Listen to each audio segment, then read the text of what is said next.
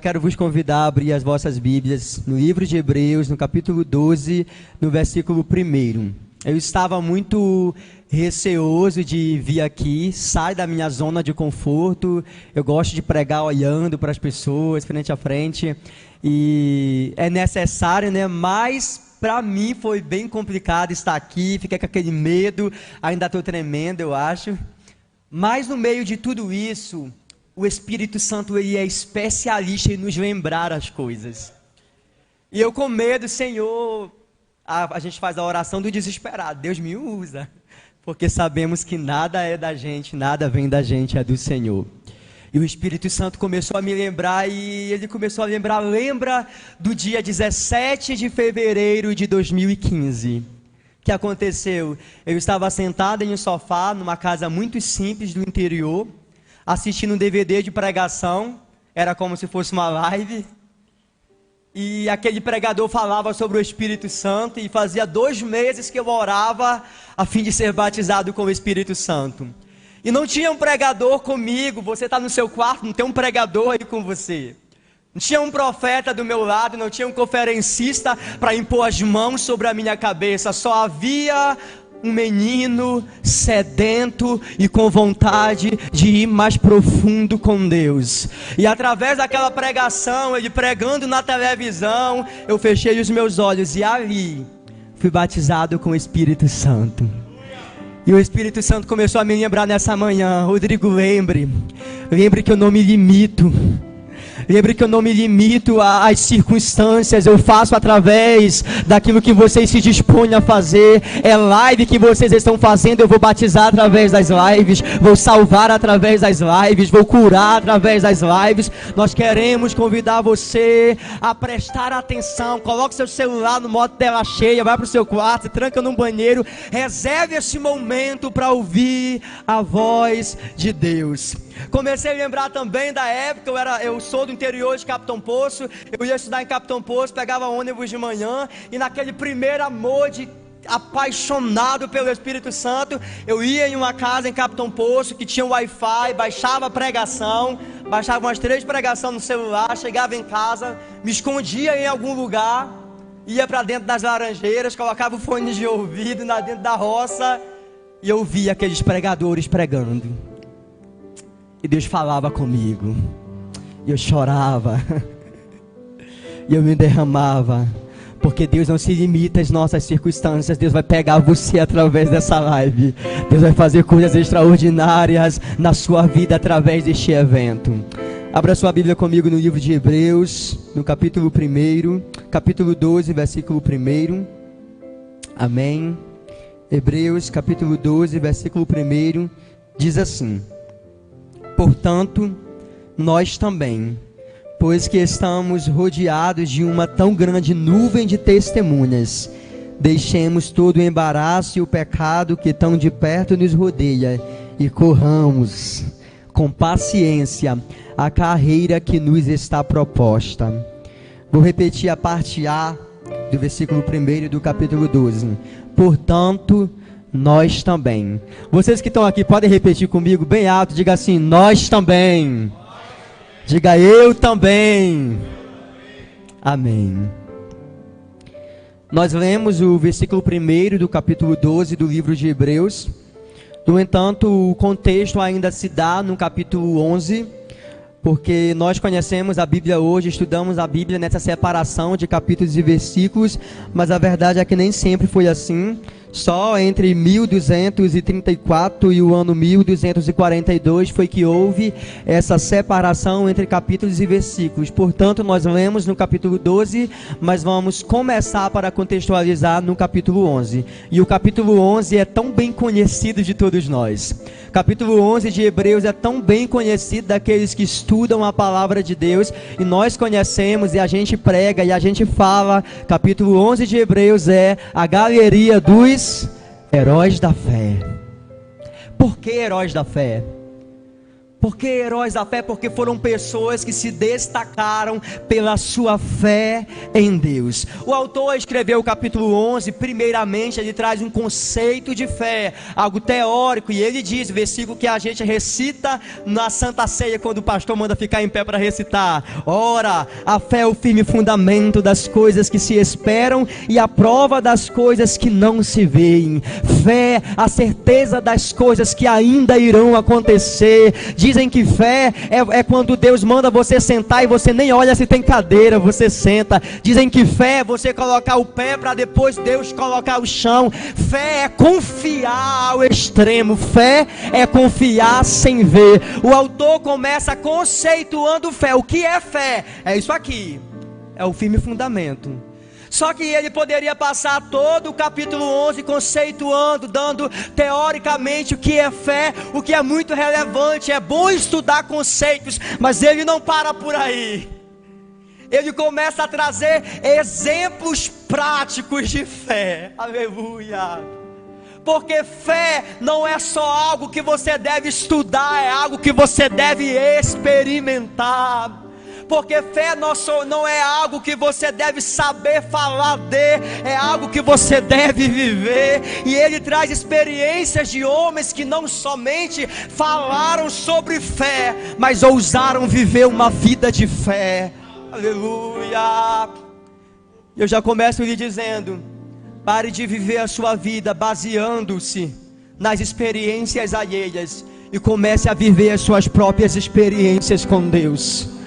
Aquilo que eu vivo, talvez você não vai viver, mas aquilo que você vai viver, provavelmente eu não vou viver, porque Deus tem uma história singular para pessoas singulares. Deus tem algo para fazer na sua vida. O que Deus tem para fazer na sua vida não vai fazer na minha, e o evangelho não é baseado em estado de comparação. O que Deus tem para fazer na vida de Abraão não vai fazer na vida de Davi. O que Deus faz na vida de Davi não faz na vida de Salomão. Deus está dizendo para alguém nesta manhã: pare de se comparar e comece a potencializar aquilo que eu coloquei dentro de você.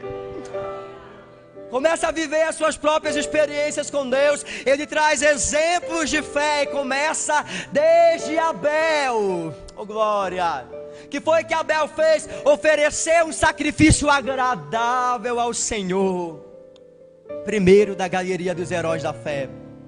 Eu estava montando, sabe, um tripé de um relacionamento com Deus para viver uma vida de experiências, e ficou isso aqui: fé, confiança, obediência. A fé gera confiança. Se eu tenho fé, eu confio. Mas entenda, às vezes nós dizemos: Senhor, eu confio em Ti.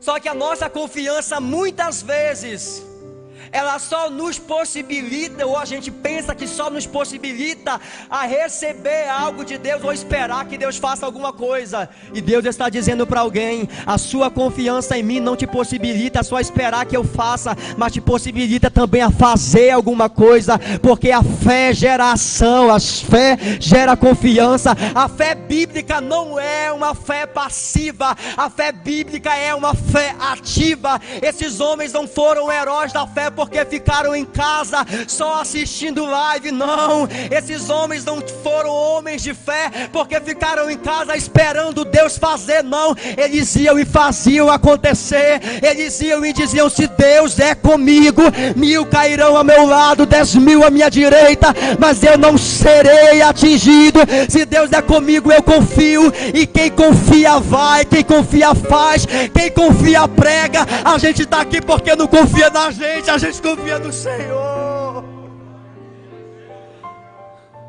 Se a nossa fé e a nossa confiança fosse baseada nas nossas capacidades, eu estava em casa agora. Mas a nossa fé no Senhor, que gera confiança, faz a gente ir. Oh glória! Faz a gente fazer. Deus está dizendo: você confia mesmo? Então pare só de esperar eu fazer alguma coisa e comece você também a fazer alguma coisa. Utilizo eu nessa manhã a frase da Kellen Gaspar, quando ela diz: quando você começa, Deus começa também. Deus Deus está dizendo para você que está na sua casa, no seu trabalho, dentro deste carro, comece, porque eu só estou esperando você começar. Começa esse negócio, começa esse ministério, começa a trabalhar, começa a fazer, começa a orar, porque quando você começar, Deus vai começar a abençoar.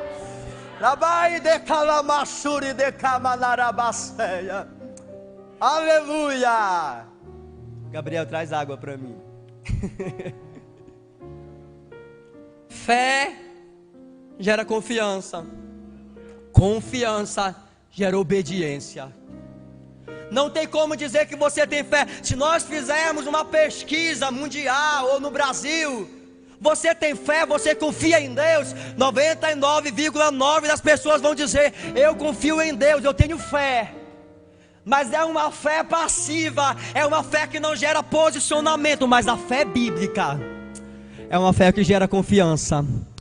É uma confiança que gera obediência. Se você tem fé, você confia. Se você confia, você obedece. Vejamos, Abel ofereceu um sacrifício a Deus. O segundo homem de fé que é registrado em Hebreus capítulo 11 é Enoque. O que foi de extraordinário que Enoque fez? Enoque andou com Deus. Em qual conferência Enoque pregou? Nenhuma. Qual foi o congresso que Enoque pregou? Ele foi convidado para uma Deb? Não foi. Só que ele andava tanto com Deus que um dia ele desapareceu. Andava tanto com Deus que um dia ele submergiu. Andava tanto com Deus que um dia ele foi transladado. Andava tanto com Deus que Deus olhou para ele e disse: rapaz, eu te amo tanto, tu anda tanto comigo que eu não vou mais deixar tu ficar aí na terra não, vem pra cá. Enoque andou com Deus. Andar com Deus é obediência. Terceiro, Noé. O que foi que Noé fez? Obedeceu a voz de Deus. Mais de 3 vezes a Bíblia fala: e Enoque fez tudo conforme o Senhor lhe falara. Quer ser bem sucedido na sua vida? Faça de acordo com aquilo que Deus te mandar fazer. Enoque obedeceu porque teve fé, e a fé gerou confiança, e a confiança gerou obediência, e Enoque obedeceu. E tem um dirigente na minha igreja, o irmão Messias. O irmão Messias era nosso dirigente antigamente, e ele dizia assim, e tinha até na moto dele: obediência gera bênção. Obediência gera bênção. Você recebe essa palavra? Deus está dizendo para você: a tua obediência está te condicionando a viver uma vida abençoada na minha presença. Se prepare, porque a tua obediência, mesmo que em estado de submersão, mesmo que em estado de escondido, mas Deus está vendo.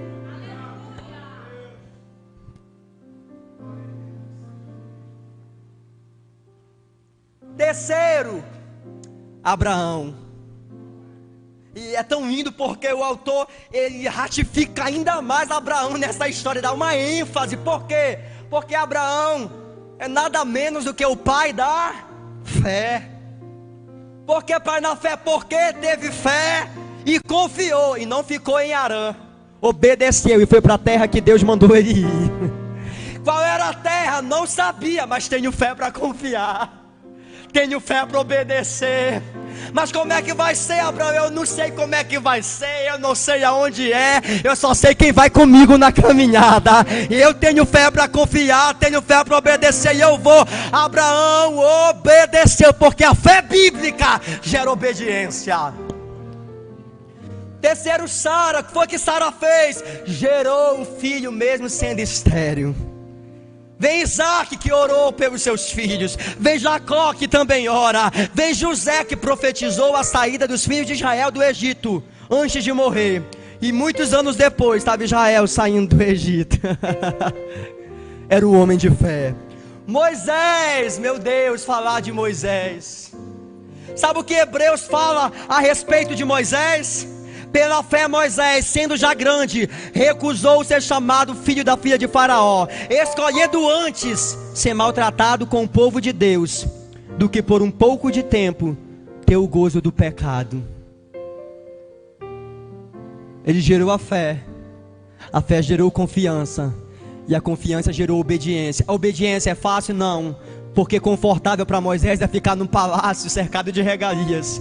Mas ele recusou-se a ser chamado filho da filha de Faraó, e assim, consequentemente, usufruir dos privilégios de ser chamado filha dela. Mas ele escolheu primeiramente os privilégios de ser chamado de filho de Deus. Ele era um israelita e decidiu obedecer. A sua obediência lhe custou muitas coisas, mas também trouxe para ele coisas que ele jamais poderia merecer ou pensar em alcançar. A obediência de Moisés o condicionou a ser o libertador, aquele que Deus escolheu para fazer coisas extraordinárias. Hebreus também fala no capítulo 11 de Raabe, uma prostituta que acolheu 2 espias. Está aqui registrada uma heroína, uma mulher de fé. Não existe nenhum relato bíblico em outro lugar que fale que eles passaram aos pés enxutos pelo mar. Mas Raabe, que ouvia falar, a fé dela era tão extraordinária que ela dizia: esse Deus é terrível, fez os israelitas passar pelo chão enxuto, os pés enxutos, não molharam os pés. Que fé extraordinária. Tem gente no arraial dos israelitas que está duvidando, que está pecando, mas tem uma prostituta, uma mulher pecadora, que está numa cidade caótica, numa cidade pecadora, mas que está dizendo: eu tenho fé nesse Deus, eu confio nesse Deus, e eu vou obedecer à voz desse Deus. Eu vou abrir mão da minha cultura, eu vou abrir mão da minha cidade, e para onde esse Deus me mandar ir, eu vou. Ele traz essa lista dos heróis da fé, e no versículo 32 ele diz assim: e que mais direi eu? Faltar-me-ia tempo contando de Gideão, de Baraque, de Sansão, de Jefté, de Davi, de Samuel e dos profetas. Todos esses homens e mulheres que Deus levantou, conhecidos aqui no capítulo 11 como heróis da fé, eles tinham algumas coisas em comum, eles tinham algumas coisas semelhantes, inclusive com você que está me ouvindo. Primeira coisa que esses homens e mulheres de Deus tinham em comum, e isso os possibilitou viver uma vida de relevância e de utilidade no tempo pelo qual o Senhor os escolheu. A Ingrid falou ontem: você foi gerado para este tempo. Davi foi gerado para o tempo dele, Abel foi gerado para aquele tempo, Jacó foi gerado para o tempo dele, mas você foi gerado para esse tempo, para viver o propósito de Deus para a sua vida. O que eles tinham em comum que os possibilitou a viver uma vida de relevância era, ouça, o Senhor era com eles. Isso aqui me deixa impactado, porque no final das contas o que vai importar não é quem você é se o Senhor é com você. No final das contas o que vai importar não é os diplomas que a gente tem na parede, é se o Senhor é com a gente. Se fosse só Moisés, ele ia ficar batendo o cajado no mar o dia todinho. Mas porque o Senhor era com ele, ele toca nas águas e as águas se abrem. Se fosse só Davi, pode jogar pedra na cabeça desse gigante, faz uma carreta de pedra, não vai morrer. Mas porque o Senhor era com Davi, uma pedra se transforma numa bazuca. Quando o demônio manifesta, o que é relevante não é a linguagem erudita que eu tenho, o meu léxico ampliado, a minha capacidade cognitiva. Quando o demônio manifesta, o que faz relevância é a glória de Deus que está sobre mim. Quando o enfermo está necessitando de uma oração que vai curar ele, não é os meus saberes, não é o meu conhecimento empírico, é a glória de Deus sobre mim, é se o Senhor é comigo. Deus está dizendo para alguém aqui: se eu for com você, não tenho que temer. E você pode orar como Davi orou e dizer: ainda que o exército me cerque, eu confiarei no Senhor. Se o Senhor for com você, não há o que temer. Se o Senhor for com você, pode ir. O Senhor está com você, descansa. Se o Senhor está com você, não importa o que possa lhe fazer os homens. Se o Senhor for com você, deixe o fofoqueiro falar. Se o Senhor for com você, deixa quem quiser criticar. Você não vive a sua vida baseado na expectativa das pessoas, mas baseia a sua vida na sua obediência diante de Deus. E repito, obediência gera bênção, obediência gera bênção, obediência gera bênção. Segunda coisa que esses homens e mulheres de Deus tinham em comum: eles tinham disponibilidade para viver o que Deus tinha para eles. Eu me encanto com a disponibilidade de Davi. É para cuidar de ovelhas? Pai, eu vou. É para entregar marmita para os meus irmãos? Também vou. É para derrotar um gigante? Também vou. É para matar urso e leão? Estou aqui, Senhor. Pode contar comigo, pode contar comigo. Eu vi uma frase esses dias que dizia assim: quem não quer fazer, arruma uma desculpa, mas quem quer fazer, dá um jeito. Deus está dizendo para alguém: dá um jeito, mas vai. Se você tem disponibilidade, vai. Deus não está procurando pessoas que se acham capazes. Deus está procurando pessoas que têm disponibilidade para dizer: Deus, eu não sei não, mas eu estou aqui, me ensina. Deus, eu tenho medo, mas eu estou aqui. Deus, eu sou fraco, mas eu estou aqui. Perceba e guarde isso no seu coração. Deus não olha para as circunstâncias, Deus olha para o propósito. Terceira coisa que esses homens e mulheres de Deus tinham em comum: todos eles eram improváveis.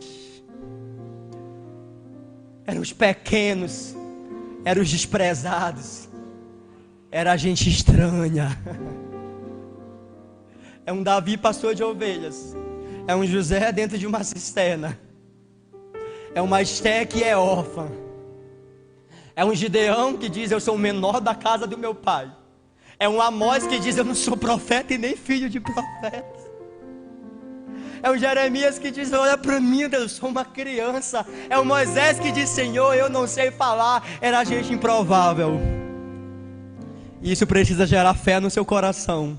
E essa fé vai gerar confiança. E essa confiança vai gerar obediência. Que fé que é gerada em mim? Que Deus, quando olha para mim, não olha para as minhas possibilidades, olha para o propósito que Ele estabeleceu para a minha vida antes mesmo que eu viesse à existência. Deus está dizendo: o problema não sou eu, o problema é você que se enxerga como um problema.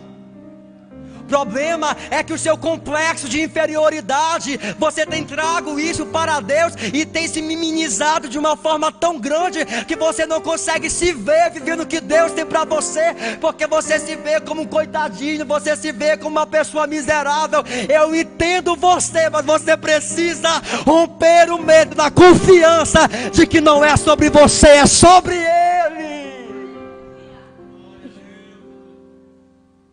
Uma das coisas que eu acho mais lindas nesses homens e mulheres de Deus é porque eles foram pessoas que Deus levantou para inaugurar um novo tempo.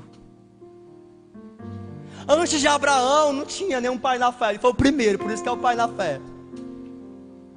Na família de Davi era impossível ele ser rei. A Ingrid falou ontem de herança sacerdotal. Reino era passado de pai para filho. Se meu pai é rei, eu vou ser rei e meus filhos vão ser reis. Só que Davi não tem pai rei. E Deus vai na casa de um menino que o pai não é rei, que o avô não foi rei, olhou para ele e falou: você vai ser rei. Receba essa palavra, essa é a palavra da minha vida. Deus vai te usar para inaugurar um novo tempo na tua casa. Antes de você foi numa coisa, depois de você vai ser outra coisa. Antes de você ninguém casou na igreja, teu casamento vai ser uma bênção. Antes de você não teve nenhum empresário, você vai ser o primeiro. Antes de você não teve nenhum advogado, você vai ser advogado, vai ser juíza. Antes de você não teve nenhum pregador, você vai ser o primeiro pregador da tua casa. Antes de você ninguém comprou um carro, Deus vai te dar um carro zero. Antes de você ninguém fez, você vai fazer. Deus vai te usar para inaugurar um novo tempo. Teu pai não foi, teu avô não foi, mas o teu Deus é e vai fazer você ser. Ele vai inaugurar na sua vida um tempo aonde a tua vida vai glorificar o nome dele. Era um povo estranho. Esse povo que Deus usa não é muito normal mesmo, é um povo estranho. É um povo que confia sem ver. É um povo que obedece em situações e circunstâncias improváveis. Estava conversando ontem com o pastor Valdolino, e ele contando como é que pode. Você vai numa igreja que está acabada, começa do zero, constrói, a igreja está linda, os cultos estão bombando, a oferta é a maior. Aí quando está tudo perfeito, Deus vem e bora lá para o outro campo, bora lá para o interior. Vai lá de novo, começa do zero, Deus abençoa, abençoa, abençoa. Quando está bem aqui, Deus, bora lá de novo na outra igrejinha que está precisando de você. O homem, eu vou ficar aqui porque aqui está bom. Só que a fé que gerou confiança, que gerou obediência, sabe que aonde eu estiver, Deus vai abençoar. Que a bênção não está no lugar, a bênção quem carrega sou eu. A bênção não está onde eu vou, a bênção está no Deus que vai comigo.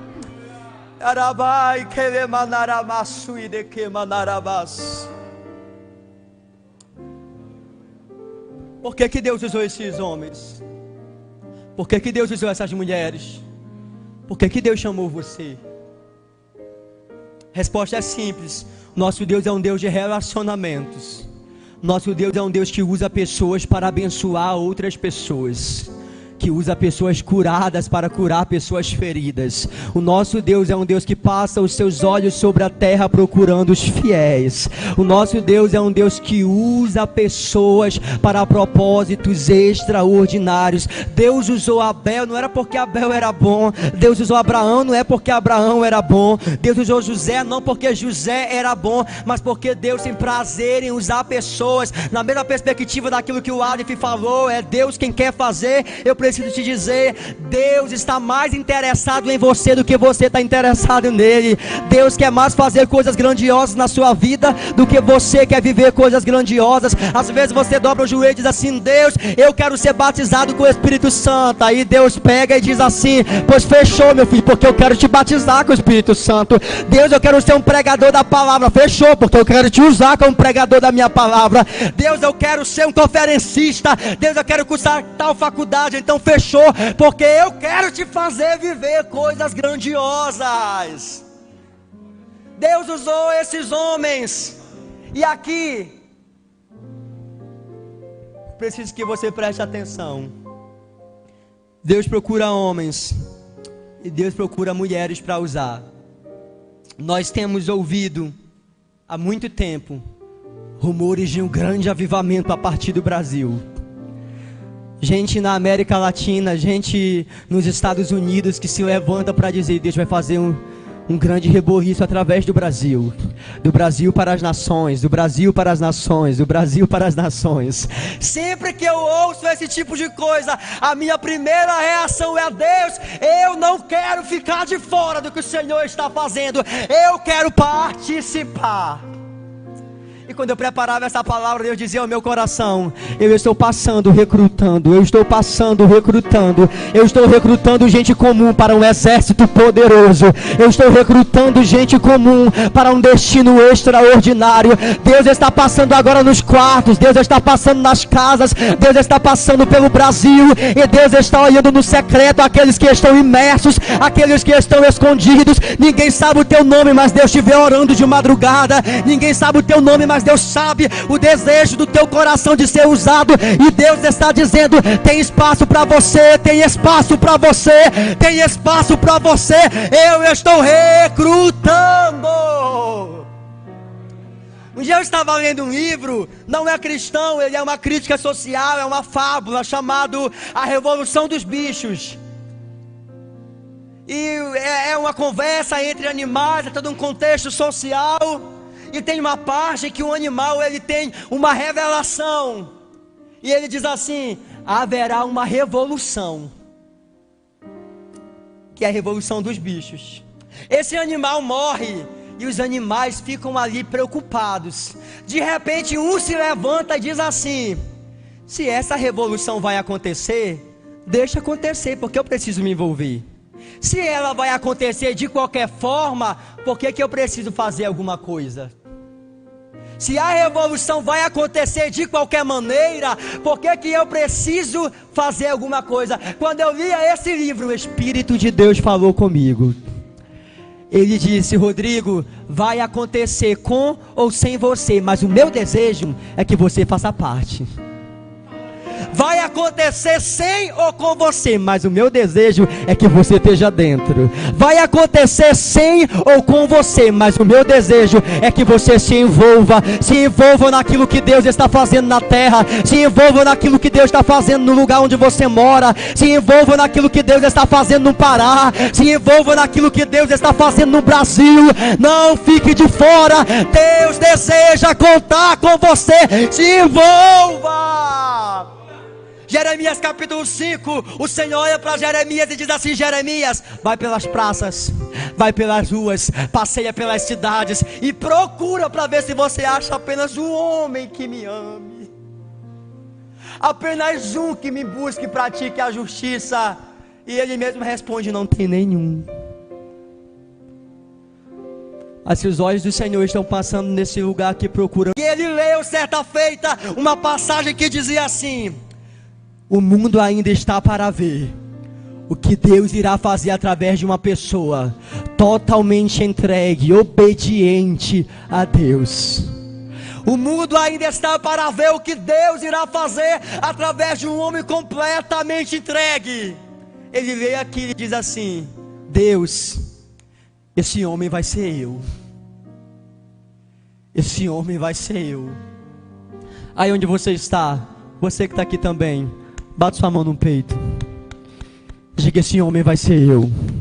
Essa mulher vai ser eu. Eu vou falar algumas coisas aqui, e aí onde você está, você vai continuar batendo no peito e vai dizer: essa pessoa sou eu, essa pessoa sou eu, tá bom? Então receba. Deus vai levantar profetas na nossa geração. Deus vai levantar gente verdadeira na nossa geração.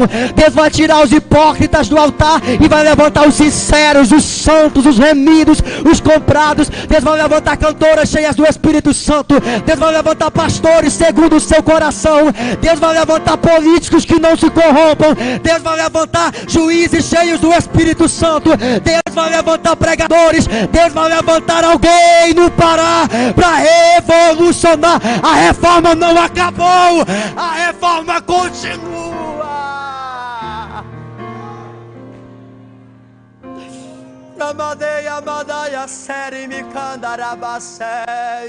Há uma grande diferença em você assistir Deus usando alguém e você ser a pessoa que Deus está usando.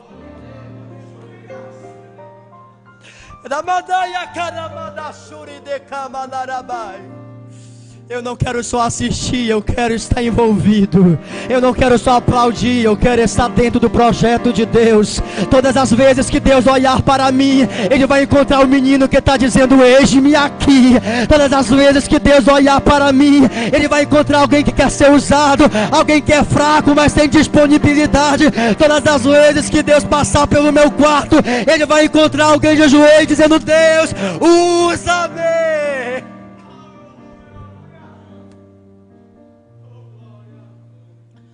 Todas as vezes que Deus precisar de alguém para repreender uma enfermidade, que Ele olhe para você e diga: eu posso contar com essa jovem.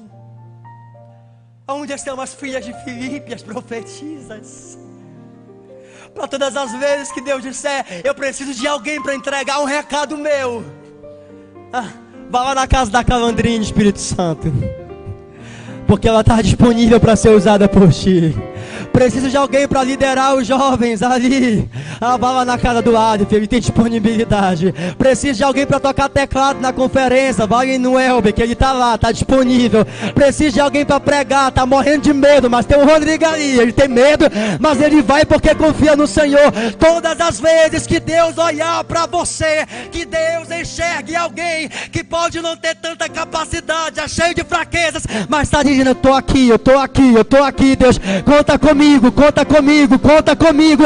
Eu vou fazer, eu vou tocar no mar, eu vou pisar na terra, eu vou viver milagres.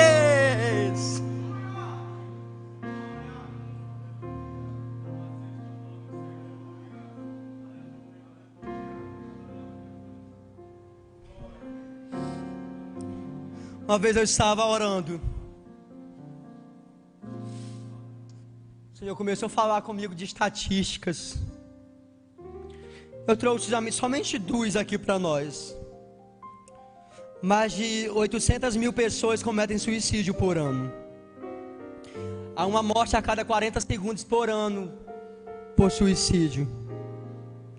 100 mil pessoas morrem por ano por não negar a sua fé em Jesus. Tem muitas outras. Nessa feita que eu estava orando, era como se eu visse as prostitutas, os drogados, todos aqueles que precisam que a igreja esteja posicionada, e sentindo aquela dor, aquela angústia de ver tanto que precisa ser feito, tanto que precisa ser realizado. A dor de ver pessoas morrendo. Um dia eu fiz um projeto em uma escola para tratar com pessoas que pensavam em suicídio. Eu nunca esqueço quando a lágrima rompeu o rímel da moça e ela olhou para mim, a lágrima correndo. Ela olhou nos meus olhos e disse assim: Rodrigo, se Deus existe, me faz acreditar nele. Eu nunca esqueço a sensação de entrar numa sala com jovens cheios de braços cortados. Só que eu estou dentro da igreja pulando, rodando no poder. E qual a minha relevância social? Nessa feita o Senhor disse para mim: você vai fazer o quê? Eu te enchi com o Espírito Santo, você vai fazer o quê? Eu disponibilizei para você a minha palavra, você vai fazer o quê? Eu te enchi de poder, você vai fazer o quê? Sinta Deus interrogando você nessa manhã, você vai fazer o quê? Vai ficar só assistindo? Vai ficar só observando? Vai ficar só indo nos velórios das pessoas que morrem por conta dos feminicídios, por conta dos homicídios, por conta dos estupros, por conta do suicídio? Ou você vai se levantar para fazer alguma coisa? Não tem como ser cheio do Espírito Santo e não ser relevante. Se você deseja se envolver naquilo que Deus está fazendo, você precisa se levantar como uma pessoa que se levanta para levantar outras pessoas, para curar outras pessoas, para ajudar outras pessoas, para salvar a vida de outras pessoas. Eu quero profetizar sobre a sua vida em nome de Jesus, que Deus te levantará nesse tempo como alguém que tem azeite, como alguém que tem atadura, como alguém que se levanta para curar, porque gente para ferir tem demais, mas Deus te levantará com a mão estendida. Vai fazer o quê? Fiquemos em pé. Nós que estamos aqui.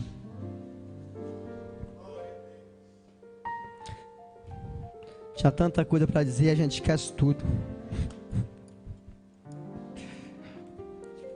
Quero ler para você sobre esses heróis da fé e as histórias que eles construíram com Deus. Olha o que a Bíblia diz a respeito deles. Os quais pela fé venceram reinos, praticaram a justiça, alcançaram promessas, fecharam a boca dos leões, apagaram a força do fogo, escaparam do fio da espada, da fraqueza tiraram forças, na batalha se esforçaram, puseram em retirada o exército dos estrangeiros. As mulheres receberam pela ressurreição os seus mortos, uns foram torturados, não aceitando o seu livramento, para alcançar uma melhor ressurreição. E outros experimentaram escárnios e açoites e até cadeias e prisões. Foram apedrejados, serrados, tentados, mortos ao fio da espada. Andaram vestidos de peles de ovelhas e de cabras, desamparados, aflitos e maltratados, homens dos quais o mundo não era digno. Resumindo tudo, colocando em um pacote só, o que esses homens e mulheres de Deus tinham em comum: eles decidiram viver e morrer por uma causa. O apóstolo Paulo diz: a mim foi concedido não somente crer em Cristo, mas também padecer por Ele. Essa fé que me possibilita confiar, que me possibilita obedecer, ela também me possibilita sofrer sem deixar a minha fé, sofrer sem deixar Jesus, a passar pelo que for sem abrir mão de Cristo em mim. Sofreram, foram perseguidos, atormentados, torturados, cerrados ao meio, mas no final, homens dos quais o mundo não era digno. Sabe o que vai dar relevância para você? É decidir viver pela causa do Evangelho. Abrace a causa do Evangelho. A causa do Evangelho é almas, a causa do Evangelho é missões. Não tem como vamos ir no profundo e não me importar com a salvação das pessoas. Abrace a causa do Evangelho. E aqui a gente encerra, prometo. Ouça, capítulo 11, galeria dos heróis da fé. Abel, Enoque, Noé, Abraão, todos viveram a sua história. Agora vamos ver novamente o versículo 1 do capítulo 12. Portanto, nós também.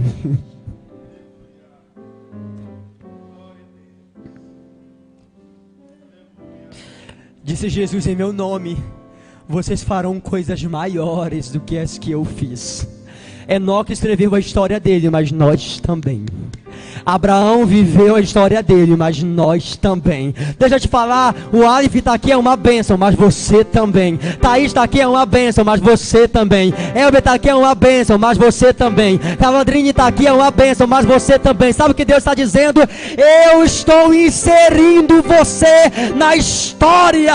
Assim como Atos não acabou, porque a história da igreja continua. A galeria dos heróis da fé não acabou. Deus pode colocar teu nome na galeria daqueles que se disponibilizaram a viver uma história de poder. Você também, você também, você também. Deus vai levantar você também. Deus vai fazer com você também. Deus vai ungir você também. A tua casa também, a tua família também, teu ministério também. É com você também.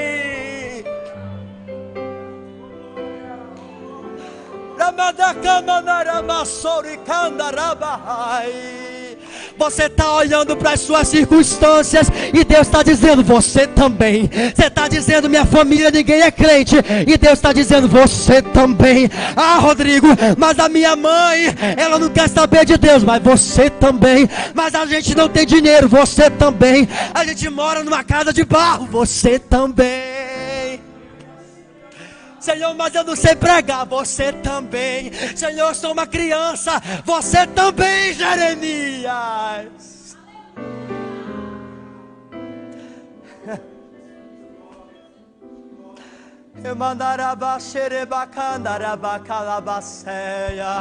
A convicção do chamado de Deus, do propósito de Deus, está te abraçando agora, está te enchendo agora. Receba aí dentro do seu quarto, receba aí aonde você estiver a convicção. A tua vida nunca mais será a mesma, porque você hoje está se levantando como alguém que faz parte, que se envolve. É com você também. A história continua. A história continua.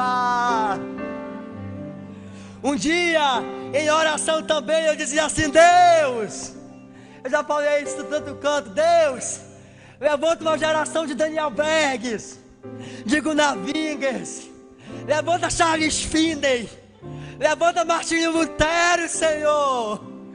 E o Senhor disse, Rodrigo, o tempo deles já passou. Agora é a sua vez.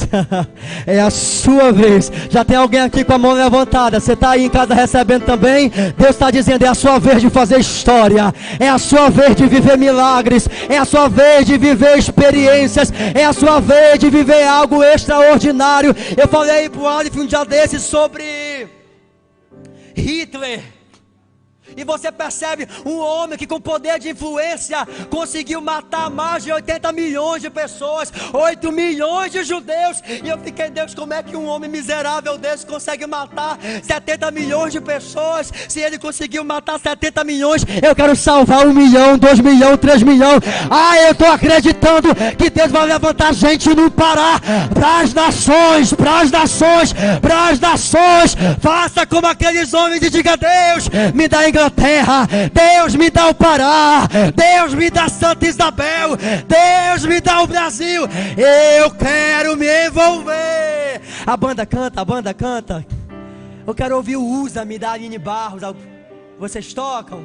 E a gente vai encerrar. Enquanto eles se preparam, eu quero saber, você que está aí me ouvindo, que deseja voltar para Cristo, porque você sabe que Deus tem algo com você aqui na terra, que Deus quer te usar, que Deus tem um propósito, mas você está aí com cara de besta, fugindo daquilo que Deus tem para ti, procrastinando o teu chamado. Deus está dizendo, vem, meu chamado na tua vida não acabou. Meu propósito para a tua vida permanece de pé. Nenhuma condenação há para aqueles que estão em Cristo Jesus. O sangue de Cristo te dá respaldo para voltar agora. Vem. Começa a colocar nos comentários. Você que está aí dizendo: eu quero voltar para Jesus. Eu quero voltar para Jesus. Eu estou aceitando Jesus como meu Salvador. Coloca aí no comentário.